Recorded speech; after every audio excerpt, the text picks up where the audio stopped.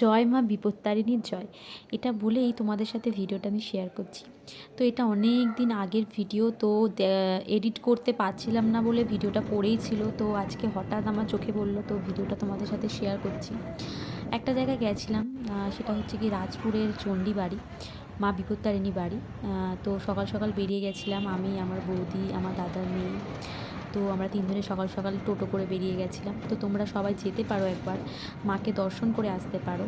খুব সুন্দর জায়গা, মানে কি বলবো, না গেলে তোমরা বুঝতে পারবে না জায়গাটা কতটা সুন্দর। তো এই যে আমরা সবাই ঢুকে গেছি মন্দিরের মধ্যে। আর এখানে সত্যি কথা বলতে গেলে এখানে তোমাদের এত ভালো লাগবে, তোমরা নিজেরা না গেলে বুঝতে পারবে না। আর এই যেখান থেকে তোমরা নিজেরা প্রসাদ, মায়ের জন্য শাড়ি, যাবতীয় সমস্ত কিছু এখান থেকে কিনে নিতে পারবে। আর কথায় আছে, মায়ের চোখের দিকে তাকিয়ে যদি কেউ মনস্কামনার কথা বলে, সেটা নাকি মা তার পূরণ করে। তো তাই সবাইকেই বলবো একবার সবাই ঘুরে আসবে রাজপুরের এই চণ্ডী বাড়িতে। তো মাকে দেখতেই পাচ্ছ তোমরা, কত অপরূপ সুন্দর লাগছে মাকে।